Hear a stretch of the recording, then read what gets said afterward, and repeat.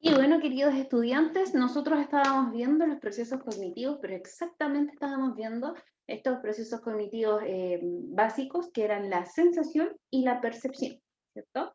En primera instancia, vimos que la sensación va relacionada con este estímulo primero, ¿cierto? Que llega hacia nosotros a través de los canales sensitivos, que son cinco, ¿cierto? Vista, tacto, olfato, gusto y audición. Y la percepción viene siendo esta forma que tenemos nosotros una vez que llegan estos estímulos a través de nuestros canales sensitivos a nuestro cerebro, es que nosotros organizamos esa información para poder darle un sentido a esta y entender de qué trata este estímulo, ¿ya? Darle una explicación a este estímulo. Eh, Luego de eso, los voy a invitar a ver, observar dos imágenes y a que ustedes se vayan respondiendo en base a estas imágenes. Dos cositas que vamos a ver en relación a lo que es el tema de la sensación y la percepción. En primera instancia, los invito a, a pensar en base a qué es lo que pasa después de que ustedes se lavan los dientes. Después de lavarse los dientes, ¿cierto? Aplican pasta de dientes, ¿cierto? Empiezan, se cepillan, todo súper bien, se enjuagan, excelente. Si después de lavarse los dientes, no sé, unos minutos después, unos segundos después, les dan a probar, no sé, una manzana, a tomar leche, a tomar café, lo que sea, ¿ustedes lo encuentran la misma sensación, el mismo sabor a las cosas? ¿Encuentran sabor a las cosas? ¿Sí? ¿No? Piénsenlo. Vamos a la segunda imagen. Observen esto, en realidad, más que observarla, piensen en el caso de cada uno de nosotros generalmente termina aplicándose en las mañanas sobre todo, ¿cierto? Desodorante, colonia, perfume, ¿cierto? No es que estemos cambiando diariamente del tipo de desodorante, del tipo de perfume o del tipo de colonia que usamos, sino que los mantenemos por un tiempo prolongado, ¿cierto? Con nosotros. Y en este caso que los mantenemos por un tiempo prolongado, ¿ustedes se dan cuenta del olor que andan trayendo? Y como que, no sé, ya se sientan a ver esta clase y como dicen, hoy sí que rico que huelo, siento muy bien mi perfume o el desodorante que estoy usando. ¿Lo logran percibir? ¿Lo logran sentir? Porque yo les digo que hace mucho tiempo ya que no siento el olor de mi perfume, porque de que lo uso mucho tiempo. Entonces, como que, no, a menos que como que me acerque, pero no sé, si me eché perfume aquí en las mangas, y diga, ay, qué rico el olor de perfume. Ahí sí, pero si es así como de la nada, no. ¿Por qué? ¿Por qué pasa eso? Porque si yo me llego a acercar a alguien más, no sé, a un amigo, a mi pareja, a mi hermano, mi primo, mi papá, etcétera, a alguien y me acerco, como que no tengo que acercarme mucho para sentir que esa persona anda ya con, con desodorante, que se aplicó desodorante, que se aplicó colonia, que se aplicó perfume. No, yo me doy cuenta enseguida de la otra persona, pero no de mí. ¿Por qué pasa eso? En estos dos casos, bueno, la idea es que piensen sobre ello para ver cuál es la respuesta a todo esto. Y la vamos a ver en las siguientes diapositivas, por supuesto. Les voy a hablar en primera instancia de lo que es la psicofísica. La psicofísica, como aparece acá, es el estudio de la relación entre aspectos físicos del estímulo y nuestra percepción psicológica del mismo, ¿ya? Tiene como objetivo establecer la conexión entre lo que es el mundo físico, los objetos en este caso, y el mundo psicológico. Examina nuestra sensibilidad a los estímulos y la forma en que las variaciones en estos afectan el mundo que nosotros, el modo que nosotros podemos percibir estos estímulos, ¿ya? Porque sí, pues a veces no sentimos o no percibimos los estímulos de la misma manera. Como ya vimos, ¿cierto? Con el ejemplo de la pasta de dientes y de los perfumes, desodorantes o lo que fuera que usamos.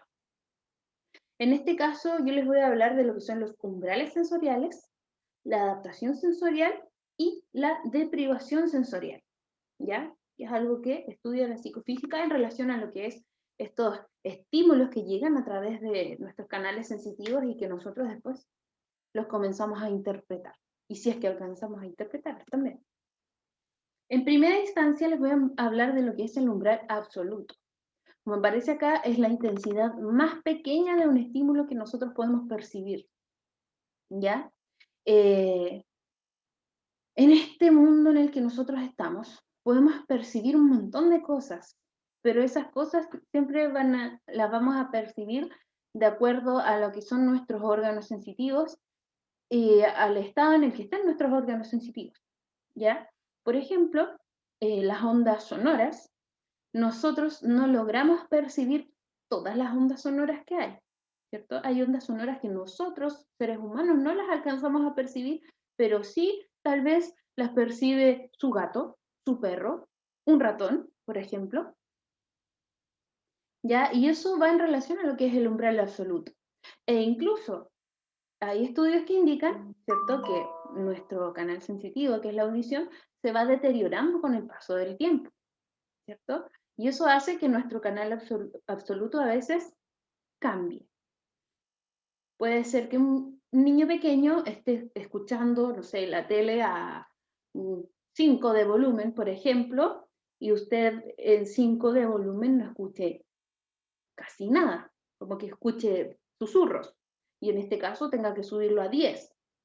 Pero si se va dando cuenta, tal vez una persona de 80 años va a tener que subirlo el volumen a 15 o a 20. ¿Por qué? Porque no alcanza a percibir, ¿cierto?, ese estímulo. No alcanza a llegar ese estímulo a nosotros para poder interpretar. ¿Ya? De eso trata el umbral absoluto. Nuestros sentidos, ¿cierto?, en este caso son increíblemente sensibles. Nosotros logramos percibir un montón de cosas, pero como les digo, no alcanzamos a percibirlas todas, ¿ya? Y hay pruebas de laboratorio que demuestran, ¿cierto?, las condiciones ideales en las que nosotros podríamos llegar a percibir estímulos muy sutiles, ¿ya? Como puede ser el caso de que, no sé, a unos cuantos metros en la oscuridad, pero absoluta, nosotros podamos llegar a darnos cuenta, obviamente los que tienen buena visión, no como una, podríamos llegar a darnos cuenta que hay una vela encendida, que hay una luz, y esa luz es una vela. A ese nivel, ¿ya? Pero eso obviamente va a ir relacionado en las condiciones ideales en las que uno puede llegar a percibir estos estímulos. Porque si estamos con mucha luminosidad, ¿cierto?, a unos cuantos metros no vamos a ver nada. La sensibilidad de nuestros sentidos va a depender, obviamente en este caso, del fondo y de la estimulación, ¿ya? Si se dan las condiciones ideales, nosotros obviamente vamos a lograr percibir muchísimo mejor que si no es el caso.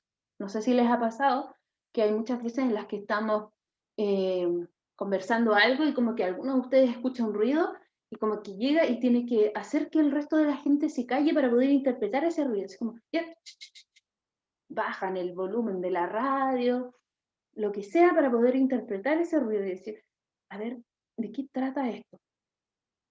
No sé a ustedes, pero a mí me ha pasado, sobre todo cuando voy conduciendo, como que empiezo a escuchar ruidos, y digo, ¿y esto de qué será?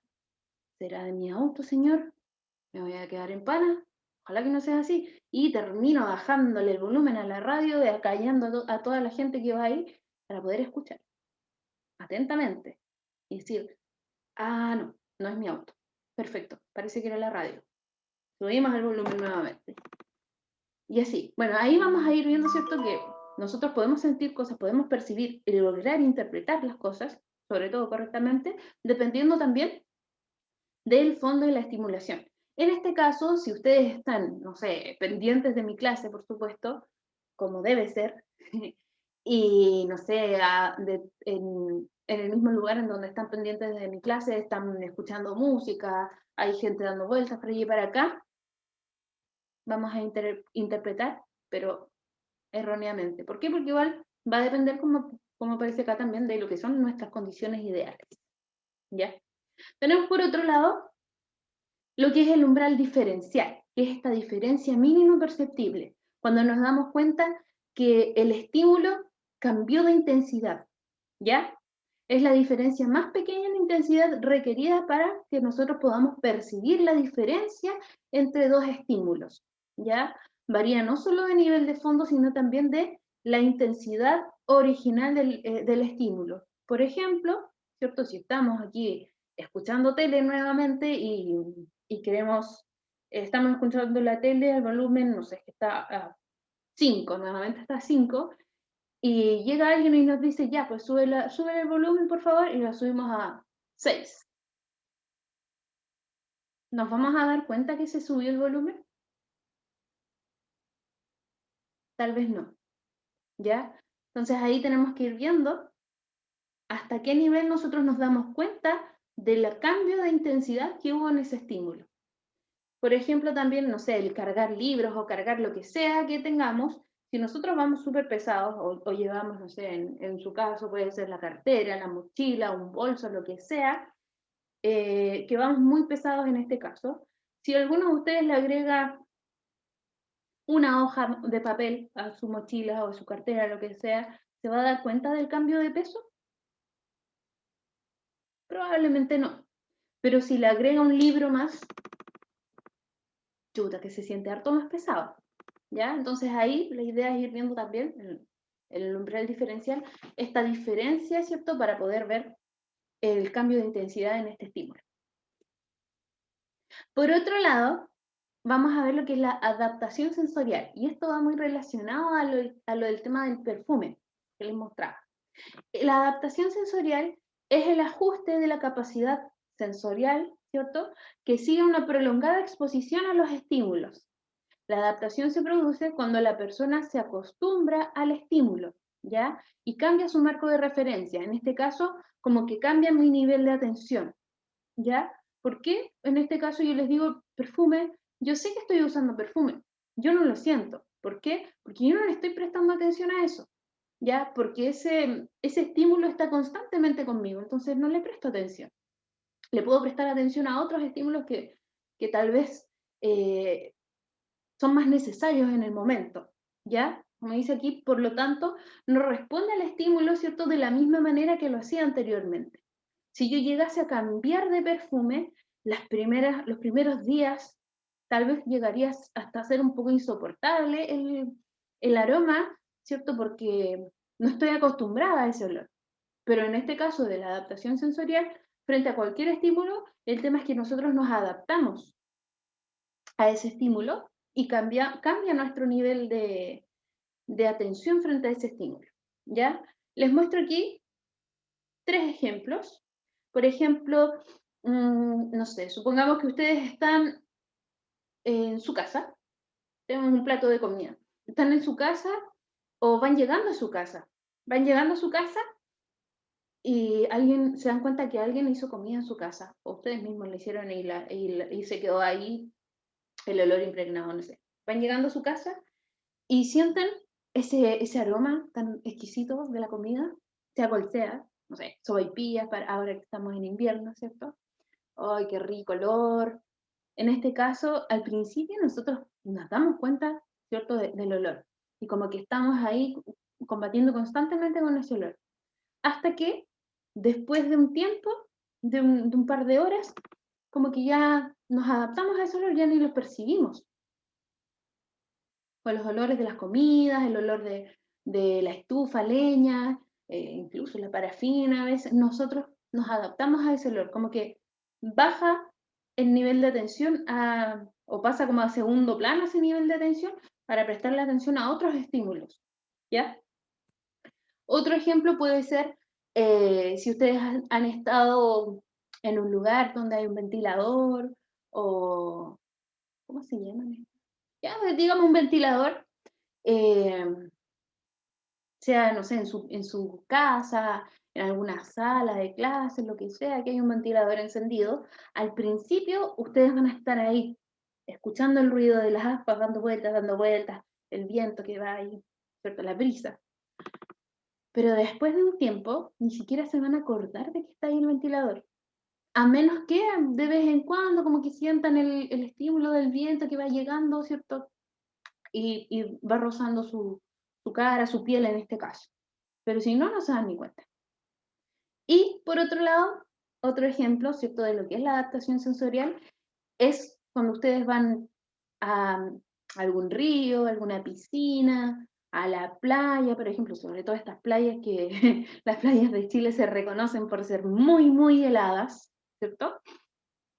En este caso, generalmente uno cuando va entrando al agua, que es helada, a pesar de que nosotros igual cuando vamos a estos lugares ya hace un poco más de calor, ¿cierto? Pero igualmente llegamos a esos lugares que están con esa agua muy helada, como que vamos metiendo de a poquitito el pie porque está muy helado, ¿cierto? Ya de a poquito, esperamos un rato, nos vamos metiendo, al principio estamos muertos de frío y en cosa de minutos se fue el frío, ya no sentimos el agua helada. ¿Por qué? Porque nuestro cuerpo, que es muy inteligente en este sentido, ¿cierto? Se adaptó al estímulo del momento y por eso mismo es que podemos permanecer más tiempo dentro de esa agua que está tan helada y que en ese momento ya ni siquiera nos damos cuenta que está helada. ¿Ya? Así que eso es la adaptación sensorial que hay los estudiantes, que obviamente nosotros utilizamos mucho lo que es la adaptación sensorial inconscientemente, no nos damos cuenta obviamente, pero ahí está, ¿ya? Entonces, tiene relación con que nuestro nivel de atención, digámoslo así, ¿cierto? Al estímulo va cambiando. ¿Por qué? Porque el estímulo está ahí muy constantemente presentándose ante nosotros y nosotros como que lo dejamos en segundo plano, digamos, para prestarle atención a otros estímulos. Por otro lado, tenemos el ejemplo, el caso de lo que es la deprivación sensorial, ¿ya? La deprivación sensorial tiene relación, como aparece acá, con las situaciones en donde se produce esta disminución o incluso ausencia de un estímulo sensorial, ¿ya?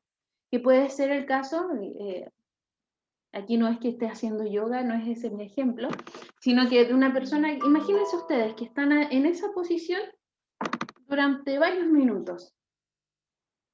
¿Qué comienza a suceder en ustedes en ese caso? Lo más probable es que alguno de ustedes me diga que igual es súper incómoda la posición a veces. Eh, Profesora, ¿sabe qué? Lo más probable es que se me quede dormido un pie siquiera, o los dos pies se me quedan dormidos. Cuando se le quedan dormidos esos pies, si están dormidos, yo puedo llegar, tocarle la planta del pie, usted no lo va a sentir, ¿ya? Porque la deprivación sensorial es eso, ¿ya? En este caso sería la disminución, ¿cierto? O ausencia del estímulo sensorial. Esta puede ser de forma prolongada, ¿cierto? O también de forma parcial. Puede suceder de las dos maneras. Puede darse el caso de que usted, ahora mismo producto de los resfríos, pierda el olfato, ¿cierto? O el gusto. Estamos pasando por lo que es la deprivación sensorial en ese caso, ¿cierto? Porque no logro percibir, no logro darme cuenta del estímulo que me está llegando. No lo logro interpretar. A través de, al menos de esos canales sensitivos, no lo logro interpretar. No sé ustedes, pero cuando uno se resfría y les pasa eso, que a mí me ha pasado muy poco, pero me ha pasado, no dan ni siquiera ganas de comer. ¿Para qué si no le sienten el sabor a esa comida tan rica? A esas sopaipillas tan ricas del invierno, digo yo. Esas sopaipillas con pebre. Uno no le siente el sabor, no le siente el olor, no le siente nada, entonces como que no dan ganas de nada. Y obviamente también puede llegar a pasar con nuestros oídos o incluso nuestra vista, si llegásemos a tener algún accidente, ¿cierto? Ojalá que no pase, pero podamos llegar a tener, puede llegar a pasar que tengamos un accidente en donde, no sé, nos golpeemos la cabeza y que perdamos en algún momento nuestra audición producto de eso, y que sea a lo mejor por un corto periodo, ¿cierto? O la vista también por un corto periodo, eso es de privación sensorial, ¿ya? Igualmente, obviamente, cuando estamos hablando de privación sensorial, también estamos hablando de estos casos en donde uno eh, pierde el sentido de alguno de estos canales sensitivos ya de forma definitiva, ¿ya? Esperemos, obviamente, que ese no sea el caso. Pero eso, ¿ya? Así que para tener en cuenta, esto ya es lo último que vamos a ver, simplemente para recordarles entonces la sensación, ¿cierto? A través de las sensaciones que nosotros, de estos canales sensitivos, que son 5, nosotros logramos recibir todos estos estímulos, que sean internos o externos, los logramos recibir, llegan a nosotros, llegan por los canales sensitivos a nuestro cerebro. En nuestro cerebro, ¿qué hace la percepción? Procesa esa información, ¿cierto? Para poder darle sentido, la interpreta, le da un sentido. ¿Ya? Entonces de ahí vuelve. Obviamente, una vez que nosotros le damos sentido a esa información, a esos estímulos que van llegando a nosotros, es que muchas veces tomamos acciones, decisiones, ¿ya? Así que eso, queridos estudiantes, espero que les haya gustado la clase, que hayan comprendido, sigan teniendo dudas, recuerden, como siempre, le pueden consultar a la profesora Denise, ella no tiene ningún problema en atenderlos. Cuídense mucho, muchos cariños a cada uno y ya nos estamos viendo en la próxima semana. Cuídense mucho, chao, chao.